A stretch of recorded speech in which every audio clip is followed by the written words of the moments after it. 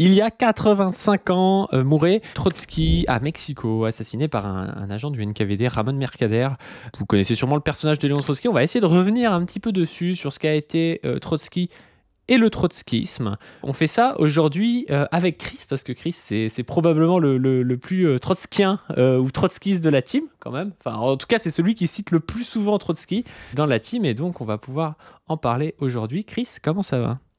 Ça va, mais je comprends pas. Je croyais qu'on rendait hommage 85 ans après à Ramon Mercader, donc j'ai dû me tromper d'émission. Mais bon, voilà, faisons ça, rendons.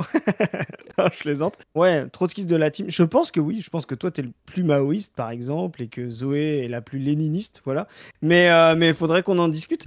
Alors, moi, j'ai un rapport, je veux dire, trotskien, t'as bien fait de le dire, parce que je pense qu'il faut différencier la vie de Trotsky et ses multiples positions, qui ont quand même beaucoup bougé. C'est aussi une de ses particularités d'être Un très. de ses défauts, moi je dirais, mais après. J'ai pas dit une de ses Moi qualités, j'ai l'impression qu'il navigue à vue des fois, l'ami j'ai dit Trotsky. particularité. En fait, je pense que Lénine est plus un stratège et un théoricien, et Trotsky est plus un politicien et un tacticien. Enfin, je vais essayer de l'expliquer pourquoi. Mais pourquoi je me sens assez proche de Trotsky? Parce que je suis proche tout le monde le sait, ça par contre, du Lucas jeune et de Luxembourg. Et ça, c'est des traits importants de la pensée justement dans le socialisme et des oppositions par rapport à Lénine sur l'autonomie du prolétariat, sa spontanéité, ses capacités à mener tout seul la révolution. Voilà. Et malgré que j'essaye de me soigner par du léninisme intense, j'ai en fait toujours un peu, on va dire, cet idéalisme lucashien. Et Lukács, on va dire, Goldman définissait justement par exemple le Lukács de 23 comme la pensée philosophique théorique du trotskisme, Trotsky comme la pensée politique et Luxembourg comme la pensée économique. Et je trouve que c'est un bon résumé et c'est pour ça que je pense être effectivement le plus trotskiste et les écrits de Trotsky m'ont beaucoup intéressé. Et donc après sa période et ses oppositions à Lénine, il y a d'ailleurs un très bon livre sur la pensée de Lénine de Lukács dès 24, voilà, juste au milieu de l'histoire et conscience de classe, vraiment une lecture un peu trotskiste de Lénine, voilà, ou trotskienne, comme on peut voir, avec la spontanéité. Et juste pour terminer là-dessus, je fais un peu de... Voilà. Il y a un livre sur lequel on reviendra là-dessus. Lukács, parce qu'on l'a traité d'idéaliste en 23, notamment les gens les plus mécanistes, quoi, pro-Staline, qui s'appellera Dialectique et spontanéité, que j'invite à lire, qui est intéressant, qui prolonge un peu en 25. Voilà. Je différencie quand même Trotsky et le trotskisme, parce que le trotskisme, pour moi, c'est vraiment pas la pensée de Trotsky, c'est la pensée de la quatrième internationale, et la pensée de la Ouais. quatrième internationale dans le monde occidental non communiste et non affilié à l'URSS. Et donc ça, c'est pour moi différent, notamment parce que Trotsky est mort 2 ans après la fondation de la quatrième internationale. Donc la quatrième internationale a vraiment vécu sans Trotsky, quoi. Si Trotsky avait été mort en 60, je pense que l'image qu'on aurait du Trotsky serait vraiment différente de l'autonomie qu'elle a pu prendre dans la pensée occidentale, dans les partis non affiliés au Comintern à Moscou, après 45, quoi. C'est sûr. Bah après, moi, tu vois, je connais peut-être plus le trotskisme pratique, on va dire, et même le Trotsky pratique. Moi, j'ai surtout lu des écrits, oui, politiques, et puis surtout comment est-ce que il navigue à l'intérieur de la Russie pré-révolutionnaire, des années 1900 aux années 1917. Tu vois, c'est surtout ça qui m'a intéressé, en tout cas, que je connais un peu mieux que le reste, et notamment ses oppositions à Lénine. Et d'ailleurs, c'est quelque chose. Si on veut commencer, parce que moi, je vais peut-être être le plus critique avec le trotskisme et avec Trotsky. J'ai l'impression que les trotskistes se revendiquent toujours de Lénine, et ça peut se défendre. Trotsky me semble farouchement anti-léniniste.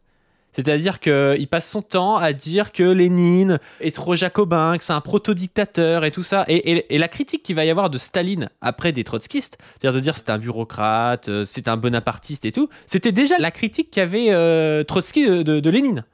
Et après la révolution d'octobre et la gloire qui va avec, il me semble que les trotskistes ont repeint Trotsky en le continuateur de Lénine et on fait comme si Trotsky était un bolchevique alors que Trotsky a rejoint le parti bolchevique, enfin a rejoint Lénine en août 1917. C'est-à-dire que ça faisait 20 ans quasiment qu'il était... il pouvait être proche parfois, faire des alliances avec Lénine, mais quand même bien souvent, il lui tapait dessus, et il lui tapait dessus avec l'aile droite en disant voilà que c'était un scissionniste, que Lénine était un fractionniste. Alors c'est quand même marrant quand on relit ça avec la connaissance du mouvement trotskiste de voir Trotsky traiter des gens de scissionnistes.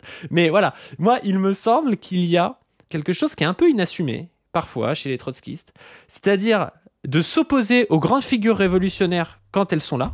Pareil avec Che Guevara. Che Guevara est super anti-trotskiste, Mais vous allez voir, 60 ans après, les trotskistes dire Che Guevara, machin et tout, et utiliser en fait la puissance de révolution qui ont été beaucoup plus léninistes en faisant comme s'ils en étaient, alors qu'à l'époque ils n'en étaient pas, tu vois. Et ça, c'est toujours quelque chose qui m'a gêné, moi. Bah, ce qui est sûr, c'est que les oppositions entre Trotsky et Lénine, elles sont très importantes et bien avant 17. Elles sont importantes déjà dès début 1900. C'est vrai, 1903, 1904, 1905. Voilà un grand livre, le grand livre, on va dire, de la pensée de Lénine qui le rend très très important à l'époque dans le mouvement social-démocrate. C'était le moyen de dire communiste à l'époque, voilà. Que faire, par exemple, voilà, Trotsky s'oppose à la conception de Lénine, du parti, sur lequel il appelle...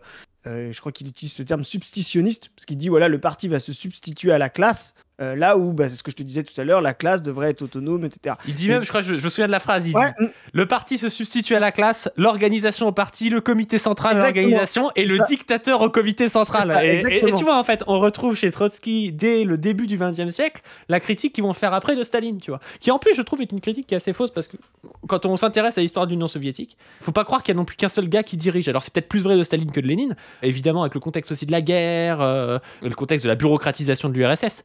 Mais quand même, c'est des débats tout le temps dans des comités centraux. Lénine, il est souvent en minorité dans le comité central aussi. Hein. C'est ça. Et c'est un débat qui est fondamental. Et Trotsky sera à fond derrière les soviets en 1905, avec Potemkin, etc. Mais il hésitera tout le temps et tu diras, il rejoindra 17 parce qu'effectivement, 17 est l'avènement de la stratégie léniniste. Voilà. Mais il hésitera tout le temps dans ces 15 ans-là entre mencheviks et bolcheviks. Pour les raisons que j'ai expliquées, philosophiques, il faut bien se rendre compte pour les gens qui connaissent pas ça, c'est le grand débat qui va alimenter de la philosophie, de l'économie, tout vraiment sur est-ce que le prolétariat est automatiquement, mécaniquement révolutionnaire par lui-même? Est-ce que sa tendance est à la révolution? Ou est-ce que sa tendance est à l'intégration aux dynamiques capitalistes et aux transformations du capitalisme? C'est vraiment le débat qui... Est-ce que tu peux l'expliquer un peu mieux avec la position de Lénine et la position de Trotsky? Parce que je suis pas sûr que tout le monde soit au clair. En fait, il y a vraiment ce débat-là. Le capitalisme, en se développant, c'est ce qu'on voit d'abord en Allemagne. C'est pour ça que le débat naît en Allemagne avec Bernstein, voilà, qui est réformiste, révisionniste, etc., du marxiste, qui va commencer à dire, voilà, le capitalisme, en se développant, est en train de tuer la paysannerie, est en train de tuer les classes intermédiaires, et il est obligé d'intégrer à fond le prolétariat. Et le prolétariat, justement, s'intègre tellement à la masse du capitalisme, à l'ordre du capitalisme, qu'il peut avoir une hégémonie progressive, réformiste, permanente pour arriver au socialisme. Il n'a plus besoin de la révolution. Ça monte en Allemagne, c'est Bernstein qui va proposer ça. Il y aura d'abord une opposition fondamentale de Kautsky, ensuite de Luxembourg, etc. Kautsky finira un peu par rejoindre Bernstein. Et puis, Lénine reprendra ces termes-là. Alors, c'est ça qui est intéressant chez Lénine. Les gens comme Luxembourg vont dire non, il est spontanément révolutionnaire, etc. Trotsky sera dans la lignée de Luxembourg et il doit mener la révolution, voilà. Et donc, il faut effectivement accompagner la spontanéité révolutionnaire des masses prolétariennes. Voilà, ça, c'est vraiment la ligne. Lénine arrivera avec, et c'est ça qui fait le léninisme en fait, arrivera avec une espèce de troisième voie. Voilà. Il dira, Bernstein a raison, le prolétariat est fondamentalement intégrationniste, voilà. Il n'est pas spontanément révolutionnaire, donc il faut un appareil pour pouvoir faire en sorte de lui implanter la conscience révolutionnaire dans sa masse, dans les consciences, quoi, pour qu'il puisse mener la révolution. D'où toute la stratégie du parti, de que faire, etc. Et donc les débuts d'opposition à Trotsky. Et moi, je dis tout le temps, en fait, il y a un romantisme. Et là, je fais un peu mon autocritique, camarade. Et je le fais facilement, parce que voilà, je dis t'es le plus maoïste. S'il y avait Zoé, j'aurais très peur. Mais je fais un peu mon autocritique trotskiste, voilà.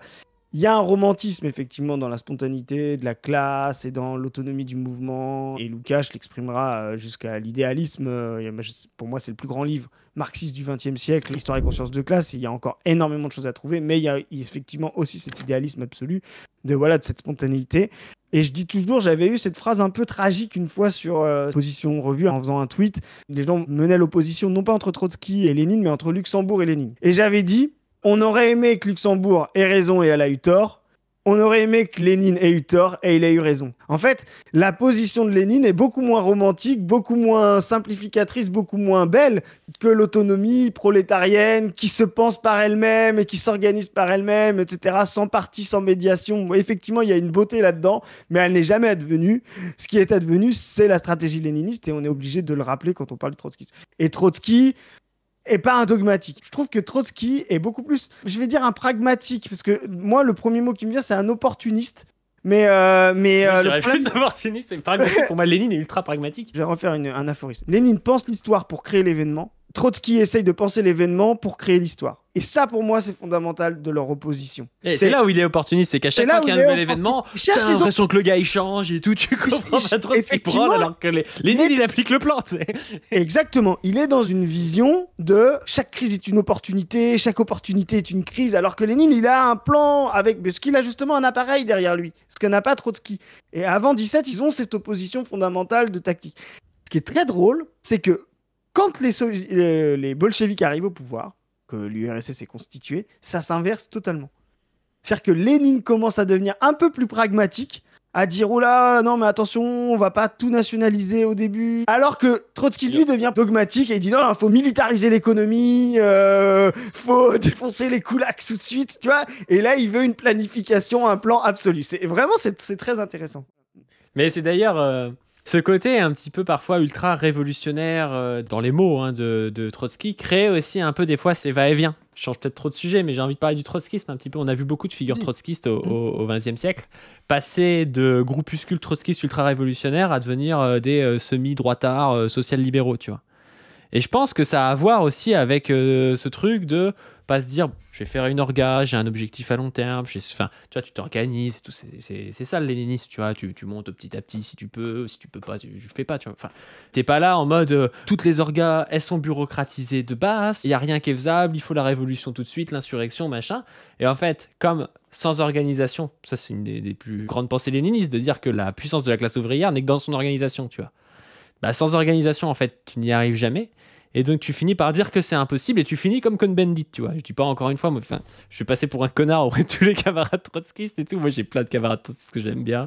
Il y en a plein qui font du bon taf. On avait reçu Anas notamment sur la chaîne principale. C'était super. Voilà, j'ai aucun souci avec les trotskistes, mais j'ai quand même des questionnements sur le trotskisme, sur une théorie qui pour moi n'a eu aucun résultat, voire a eu des résultats négatifs sur le XXe siècle. Notamment par leur anticommunisme, qui est un anticommuniste critique, où on comprend, tu vois, ils disent oui, voilà, le communisme réel a eu ses soucis, le stalinisme a fait, je sais pas, les grandes purges, les procès politiques, enfin, je veux dire, c'est des choses avec lesquelles on peut être d'accord, mais c'est des choses aussi qui ont pu être instrumentalisées par le pouvoir en place pendant la guerre froide et tout ça, et moi je pense que ça a été relativement négatif, et que le trotskisme a une petite responsabilité dans l'anticommunisme qu'on vit dans les sociétés occidentales. Tu vois, tout comme tu prends ce qui se passe, je sais pas, en Iran, tu vois. En Iran, il y a une religion d'État, il y a des... Si nous, on vient crier avec le loup impérialiste en disant, voilà, bah, il faut renverser l'État iranien parce que, en fait, ils ont une religion d'État et c'est hyper archaïque ou je sais pas trop quoi, en fait, notre position va servir l'impérialisme en place, tu vois. Et ben faire pareil en disant oui, les crimes de Staline, machin, dans les années 60, alors que tu vas avoir la montée d'un anticommunisme pendant la guerre froide et tout ça, moi je trouve que ça a été un CSC, quoi.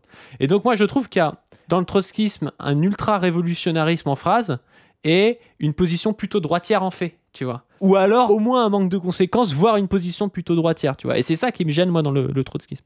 J'essaie d'être tempéré un peu. Et en fait, c'est intéressant parce qu'on a parlé de la phase entre Lénine, voilà, Lénine meurt en 24, mais on a parlé vraiment de la phase de débat de Trotsky avant la Révolution. Après, ils s'opposeront effectivement. Attends, juste, t'as parlé de Lukács, mais tu vois, Lukács, quand il dit que le pire pays socialiste est meilleur que le meilleur pays capitaliste, et ben là, je trouve qu'il est beaucoup plus droit dans ses bottes et beaucoup plus réaliste, tu vois, qu'un type qui va aller taper sur le stalinisme en 1935 alors qu'il y a la montée du fascisme, tu vois. Mais en fait, il faut bien comprendre que Staline est une radicalisation du léninisme. En fait, il y a des gens qui pensent que des fois, Lénine, il est entre Trotsky et Staline. C'est pas vrai. Lénine est plutôt l'ancêtre de Staline, tu vois. Mais il y a une ultra-radicalisation, justement, du parti par rapport à la classe, etc. Le stalinisme, c'est un léniniste de guerre aussi. Voilà. C'est un léniniste dans des conditions de stress et tout, où les mecs, ils bureaucratisent de fou.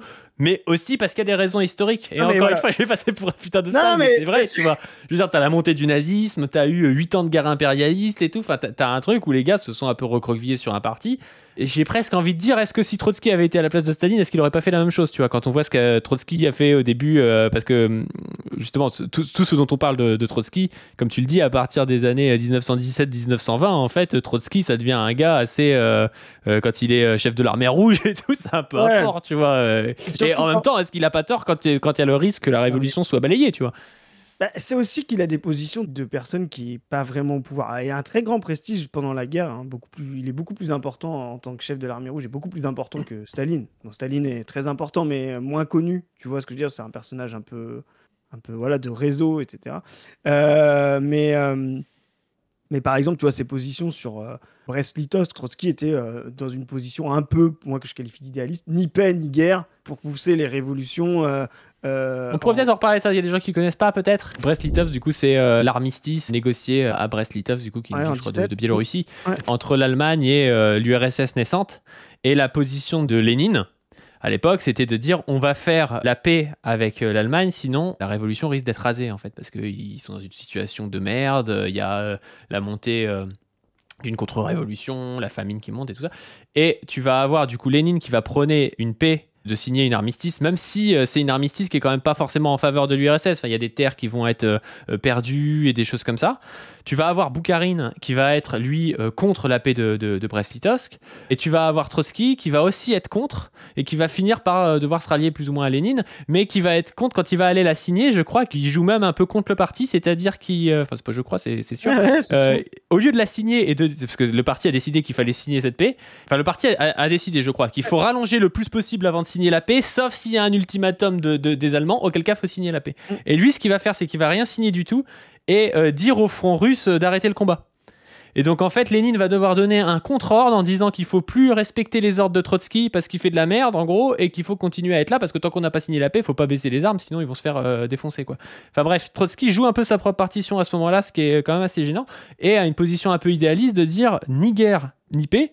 Position d'ailleurs qui, encore une fois, dans l'histoire du trotskisme est quand même souvent là. On les a vus quand on a dit ni intervention en Irak ni Saddam Hussein. Ça veut dire quoi? Je veux dire, il y a Saddam Hussein ou il y a les Américains, il n'y a pas ni l'un ni l'autre. C'est un fondamental du trotskisme en fait. Mais c'est un idéalisme absolu de oui, c'est un idéalisme absolu parce que tu peux avoir une pensée de l'événement tout de suite, voilà, et de l'opportunité. Mais là, ça renvoie à un événement hypothétique. Non, mais on fait rien. Parce qu'il va se passer ça automatiquement. Tu vois, c'est là-dessus. Tu vois, on l'avait dit sur la Libye aussi. Tu lis les textes du NPA sur la Libye au moment de l'intervention contre Kadhafi. Ils disent non, mais Kadhafi est un dictateur, donc en fait, ça justifie le fait qu'il y ait des. Je crois qu'ils disent qu'on peut s'aller dans son espace aérien. Il dit mais il faut pas non plus qu'il y ait les impérialistes qui viennent dans le pays. Donc en fait, tu comprends pas trop ce qu'ils veulent. Tu vois, ils veulent ni Kadhafi ni les impérialistes. Mais au bout d'un moment, en fait, il va pas y avoir le prolétariat libyen qui du jour au lendemain va faire une révolution socialiste parfaite et qui va devenir mondiale, tu vois, en Libye. Et t'as l'impression presque qu'il y a une sorte de messianisme chez eux qui pensent que ça va arriver, tu vois, et qu'on du coup, on peut se permettre un nini. Sauf que en fait, la pragmatique léniniste, et c'est là moi où je suis plutôt léniniste, tu vois, c'est de faire des choix parfois. Et des fois, les choix, on se fait taper dessus, tu vois. Des fois, tu fais un choix et il est pas facile à assumer, mais tu l'assumes. Mais parce que regarde, ce qui est intéressant, justement, ça, c'est que l'idéalisme que tu définis chez Trotsky, il est clair, c'est aussi parce que, en fait, il y a une espèce de messianisme du prolétariat chez eux. Peu importe ses conditions, peu importe son niveau de développement, peu importe le niveau de développement dans les pays, il pourrait être révolutionnaire, etc. Enfin, je veux dire, quand il y a des gens qui nous ont sorti, par exemple, non, mais en fait, il faut l'alliance du prolétariat israélien et du prolétariat palestinien plutôt que soutenir le nationalisme palestinien pour s'opposer à Israël. Et Hello pense comme ça. C'est intouchable en termes de rhétorique. Je dis oui, moi je veux bien. J'aimerais que ce soit vrai. Mais même Disney oserait pas faire un truc aussi niais, quoi. Et c'est là où cette absolue radicalité dans les termes, à un moment donné, il faut...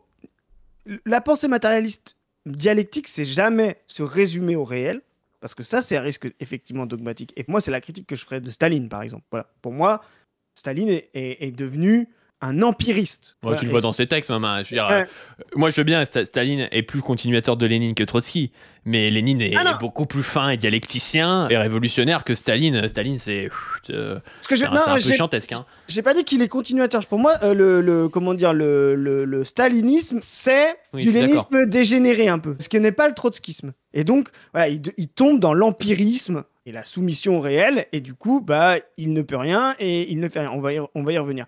Trotsky, c'est l'inverse. À un moment donné, et le trotskisme encore plus, à un moment donné, il ne se préoccupe plus de l'analyse concrète de la situation concrète, que Lukács ne pourra pas suivre. Lui qui a défini le matérialisme dialectique, le marxisme comme l'analyse concrète de la situation concrète, à un moment donné, il ne peut plus être trotskiste occidental, parce qu'il dit, ça s'éloigne trop de principes réels.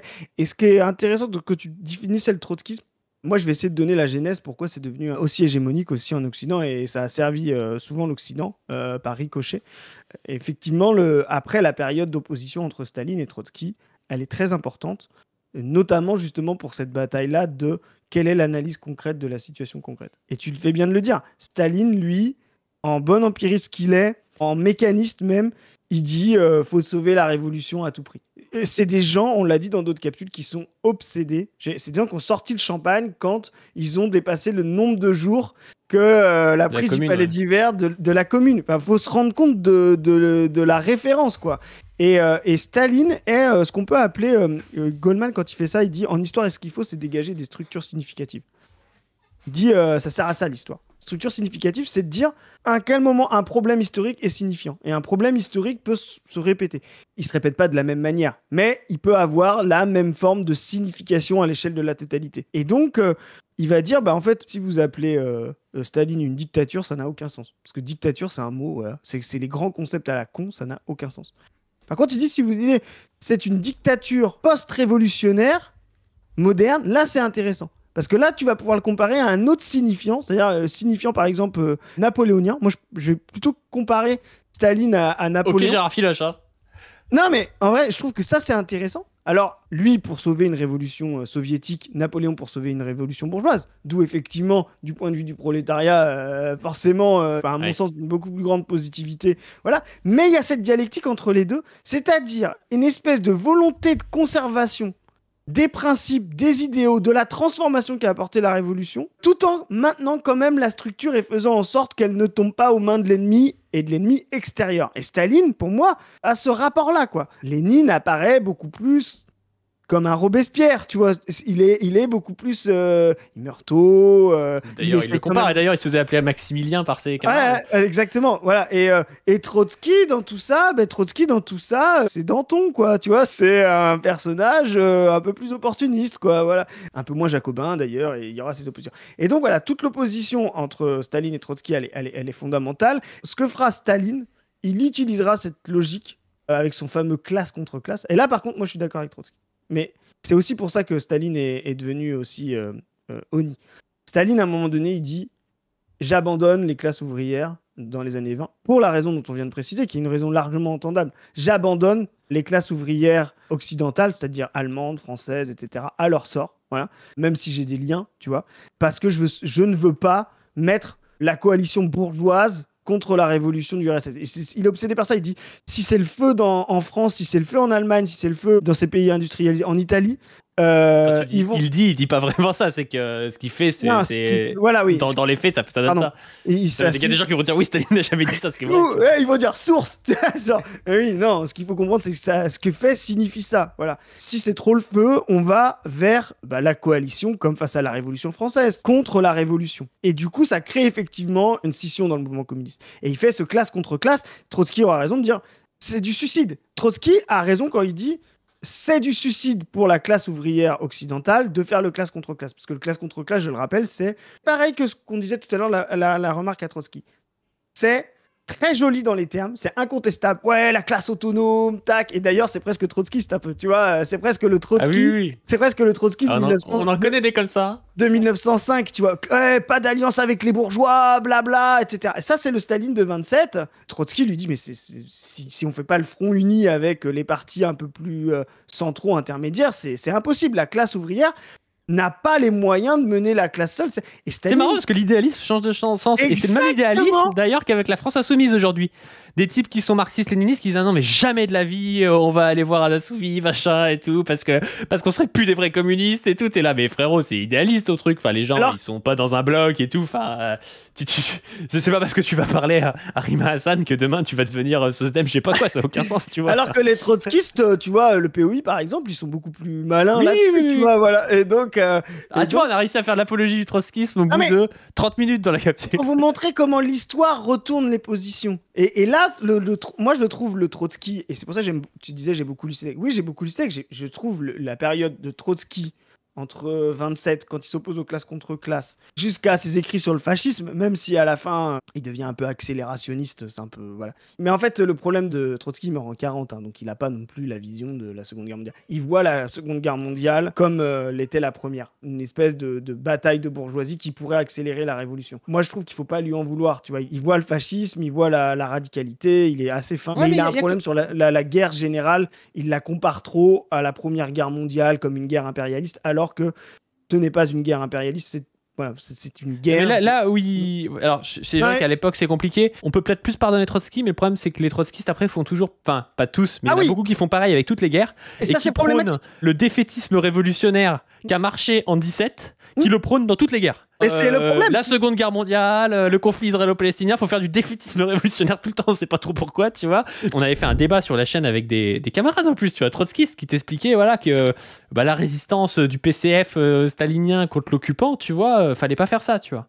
Fallait aller voir des soldats de la Wehrmacht et lui dire tu es un prolétaire comme moi, enfin, c'est aucune connerie, tu vois, c'est n'importe quoi. Et je te dis, moi, je le démontre, mais vraiment croire que la Seconde Guerre mondiale est une crise de l'impérialisme comme la première, c'est une catastrophe. C'est justement une crise beaucoup plus fondamentale du mode de production. C'est pas simplement une crise, comme l'explique Lénine dans le Stade suprême, de débouchés de capitaux, etc. Bon. D'ailleurs, je pense que notre situation aujourd'hui est plus proche de 14-18 que de... des gens aiment bien faire des parallèles avec 39. Je pense que on est plus proche d'une crise de l'impérialisme comme 14-18, beaucoup moins du préfascisme. Alors on est peut-être dans une situation préfasciste, parce qu'on peut dire 14-18 c'est préfasciste à 20 ans, tu vois. Mais on est plus proche, à mon sens, dans l'urgence d'une guerre 14-18 avec des bourgeoisies autoritaires orientées vers la guerre et orientées vers l'union sacrée nationaliste, tu vois, que du fascisme des années 30. Bon. Voilà, le Trotsky de cette période-là est très intéressant. Et le Staline, alors Staline, il n'est pas idéaliste. Hein. Staline, il est cynique. Tu vois, il dit, on va donner un mot d'ordre au Comintern avec lequel notre Trotsky sera embarrassé. Tu sais, il aurait pu le faire avec une citation de Trotsky, limite. Bah oui, tu vois, donc, ah bon, t'es contre l'autonomie de la classe, tu vois. Et effectivement, c'est embarrassant. Et Staline fera ça pendant 7-8 ans, jusqu'au congrès du Comintern avec Dimitrov, voilà, en 35.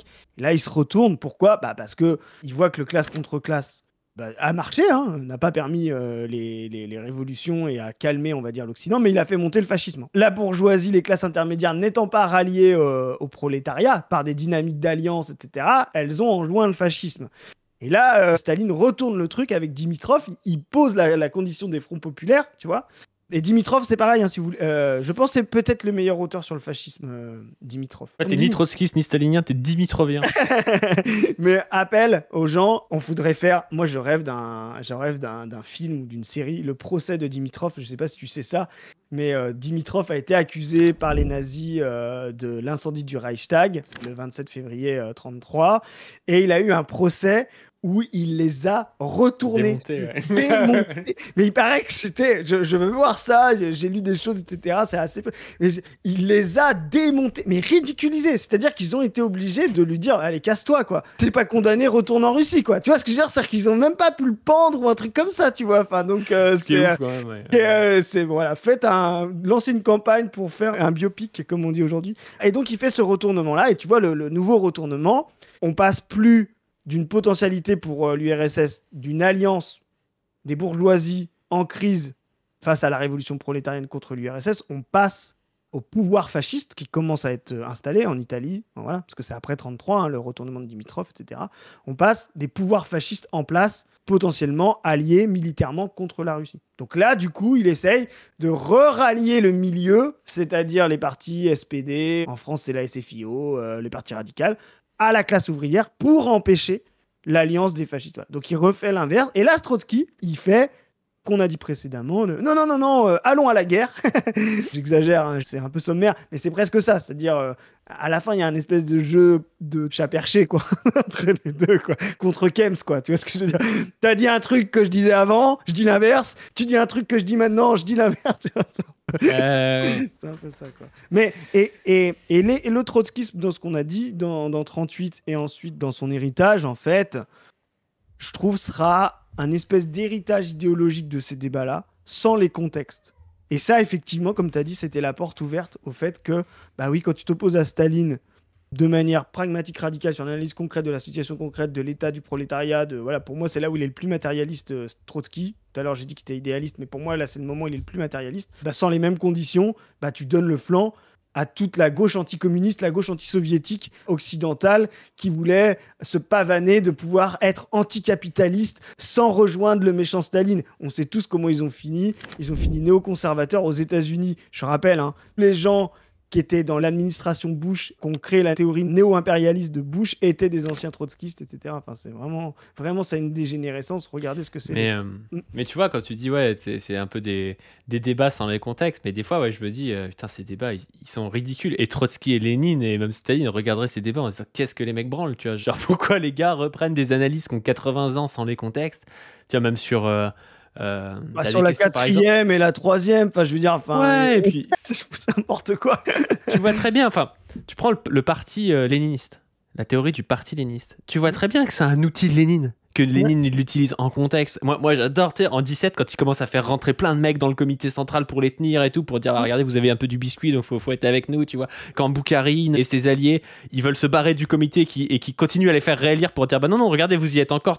Tu vois qu'il y a un jeu d'utilisation d'une forme parti assez fin, tu vois, et que c'est pas une forme parti qui est en soi le seul parti révolutionnaire possible et il faut faire comme ça de tout temps, en tout lieu. Enfin, je veux dire, tu comprends que Lénine il pense en situation et qu'il y a des situations où il faut que le parti soit beaucoup plus strict, d'autres où il faut qu'il soit un petit peu plus ouvert, et c'est pour ça qu'il rajoute tout le monde pour que la révolution soit la plus unitaire possible, mais qu'après il cadenasse un peu plus, tu vois. Enfin, en fait, on a l'impression, mais comme beaucoup de choses, que c'est des stratégies et des méthodes qui sont pensées de manière vivante par un homme, et qu'après les gens enlèvent la pensée de l'homme, enlèvent le contexte et se disent, si ça a marché, c'est parce que tac, ils font des statuts avec 10 lois, il faut refaire les 10 lois pour que ça marche, tu vois. Et c'est vraiment dogmatique, et c'est vraiment dommage. Et je pense qu'aujourd'hui, il faut qu'on ait une pensée qui soit vivante, qui s'inspire justement des pensées en contexte des grands auteurs. On en parlait l'autre jour même avec Saïd Bouamama, où il parlait d'auteurs que nous on connaît même pas, tu vois, des auteurs, que toi tu connais mais moi je connais pas.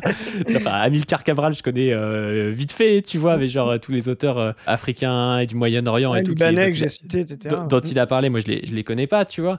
Et je pense que c'est des choses qu'il faut qu'on puisse lire aujourd'hui sans en tirer juste une synthèse, un peu comme ce que fait Staline d'ailleurs avec le matérialisme dialectique, en disant le matérialisme dialectique c'est ces lois-là, tu vois, et c'est comme ci, comme ça, mais en comprenant pourquoi en contexte c'est intéressant, et nous dans le contexte dans lequel on est, qu'est-ce qu'on doit faire, tu vois. Est-ce qu'il faut faire alliance avec la FI? Est-ce qu'il faut pas faire alliance avec la FI? Est-ce qu'il faut faire un parti avec une ouverture assez forte pour faire l'unité des communistes? Est-ce qu'il faut faire un parti ultra cadenassé parce que c'est comme ça que Lénine a fait? Enfin, comment est-ce qu'on fait, tu vois? Et ça, c'est des questions qui se posent, et c'est pour ça aussi que malgré le fait qu'on soit dur aujourd'hui, surtout moi je suis dur avec les trotskistes, c'est pour ça que des fois on met en avant des partis, moi je mets en avant Révolution Permanente, parce que je trouve que c'est un parti qui, dans les faits, a réussi à avoir des jeunes, des femmes, des gens racisés, des prolos et tout, ce qui n'est pas le cas de tous les partis trotskistes. Beaucoup de partis trotskistes, c'est des vieux profs blancs, tu vois. Je trouve que s'ils ont réussi à faire ça, ça veut dire peut-être que leur stratégie est bonne. Ouais. Et si je mets en avant aussi, on met en avant l'URC, l'Union pour la reconstruction communiste, c'est aussi parce que je pense qu'ils sont dans un truc d'ouverture, d'unité, de plein de communistes, et moi je pense qu'aujourd'hui, ils sont pas trotskistes, ils sont léninistes, ouais. Mais aujourd'hui, on est 30 000 groupuscules et tout de gens qui pensaient pareil, mais qui sont incapables d'avoir de l'efficacité parce qu'on n'est pas unis. Et donc peut-être qu'aujourd'hui, on doit réussir des fois à enterrer l'âge de guerre sur un différend qu'on a eu il y a 20 ans sur je sais pas trop quoi, arriver à faire l'unité ensemble, et puis peut-être qu'après, on va arriver à faire partie, peut-être qu'après, on va ramener, parce qu'aujourd'hui, il n'y a pas de centralisme démocratique à l'URC, tu vois. Ce qui permet peut-être aussi d'avoir une ouverture, une sorte de fluidité, tu vois. Peut-être que quand il y aura une ligne qui sera plus claire et qu'il y aura plus de gens, il faudra remettre du centralisme démocratique parce que c'est ce qui permet l'unité dans l'action. Enfin, bref, moi je pense qu'il y a une reconstruction et une reconstitution de force aujourd'hui, qu'on doit l'accompagner et qu'on ne doit pas être dans essayer de refaire l'histoire de choses qui ont marché mais qui ne marcheront peut-être pas aujourd'hui, quoi. On est d'accord. Et ce qu'on disait, tu sais, on avait dit pour les livres, savoir lire les auteurs avec les problèmes qui se posent au même moment. C'est pareil pour l'histoire du marxisme, en fait. Il faut comprendre le moment. Avant tout, il faut faire l'état des forces en présence, l'analyse concrète de la situation concrète, et ensuite, trouver les auteurs qui correspondent le plus à cette situation. Moi, j'avais dit, par exemple, le manifeste, il y a 30 ans, me semblait être très éloigné des problèmes concrets que le prolétariat. Mais il me semble aujourd'hui très actuel. Dans 50 ans, il deviendra peut-être très éloigné. Que faire de Lénine me semble aujourd'hui très éloigné de la situation. L'État et la Révolution me semblent... Et c'est ça qu'il faut faire. L'histoire vivante, c'est de faire l'analyse. Quel problème j'ai envie de résoudre et quelle autre humanité dans le passé, c'est poser un problème analogue. C'est pas le même problème, c'est pas les mêmes conditions de problème, mais c'est la même signification. C'est ça qui est assez intéressant, tu vois. Et donc, effectivement, bah là, il y a une histoire mouvante. Aller chercher un tel plutôt qu'un tel. Mais Moi, c'est j'aime. pareil avec la musique, hein. Il y a des musiques qui sont passées de mode et puis d'un coup, la sonorité Voilà, devient la c'est ça. sonorité à la mode, mais c'est un peu remixé quand même et tout, c'est exactement la même chose, tu vois. Ce que Hegel appelle le zeitgeist, c'est l'esprit du temps, c'est vraiment C'est ça. l'esprit du temps qui se modifie. C'est ça. Et c'est là où on voit que, bah, effectivement, il faut pas avoir une vision répétitive de l'histoire. L'histoire bégaye plutôt qu'elle répète. Tu vois ce que je veux dire? Elle n'est pas cyclique, quoi. Mais elle n'est pas non plus purement linéaire. Il y a un écho. Voilà. Il y a une continuité. Il y a un être. Voilà, on peut faire une ontologie de l'histoire, voilà, une totalité qui se répond entre elles à travers les âges. Et ben, ça, c'est l'histoire matérialiste dialectique. Et c'est là où on peut faire la critique du trotskisme, justement, et du stalinisme. Le stalinisme, quand Staline fait le socialisme dans un seul pays, c'est un livre d'un dogmatisme absolu qui ne se préoccupe plus du tout de l'état concret, de la situation concrète, qui se préoccupe simplement de dire voilà ce qu'on fait, quoi. C'est pas ce qu'il y a à faire, c'est voilà ce qu'on fait. Pareil pour le trotskisme. Quand le trotskisme de la 4e internationale devient juste répéter des slogans, etc., bah, ça sort de la signification et ça devient effectivement idéaliste, parce que ça n'a plus du tout d'efficience et de prise sur le réel. Voilà. Et ça, c'est pas condamnable en soi dans le trotskisme. C'est qu'à un moment donné, le trotskisme avait en lui des potentialités qui le poussaient à ça. La 4e internationale. Voilà. Mais comme tu l'as dit, on peut utiliser, moi je te dis, on peut aller chercher Trotsky et ses écrits 28-35, et ensuite Dimitrov, en y trouvant, je trouve, pour la période, une ressource très intéressante, notamment dans la pensée du front uni, etc. Voilà, donc on doit constituer aujourd'hui. De la faiblesse, par exemple, de la classe, voilà, tout ça. Si on doit faire un bilan, on en reparlera, mais voilà, le Trotsky d'avant Lénine est superbe, romantique, mais assez inutile. Le Trotsky matérialiste, pragmatique contre Staline entre 27 et 28 est une vraie ressource et passionnant. Le trotskisme, est-ce que ça a encore du sens? Je finis juste pour dire un truc. Trotsky n'est pas un continuateur pur de Lénine, c'est un adversaire et une autre forme, même s'il y a des similitudes et ils se sont rejoints. Mais personne ne peut se dire marxiste, léniniste, trotskiste, maoïste. Tu peux te dire léniniste, maoïste, d'accord? Tu peux te dire léniniste, trotskiste, mais tu peux pas te dire léniniste, trotskiste, maoïste, quoi. Ce n'est pas du tout Tu peux te la dire même. léniniste trotskiste, ouais, c'est. Tu vois, non, mais en général. Comment tu peux te dire léniniste trotskiste? En général, Enfin, souvent, ils le disent, c'était le groupe bolchevique léninisme, machin voilà, et tout, mais ouais. je trouve que c'est un peu de la. Mais oui, c'est un peu. faux, mais- Moi, je suis d'accord que c'est faux, hein, je viens de le démontrer. Mais tu peux faire référence à une la révolution forme de- d'alliance, voilà.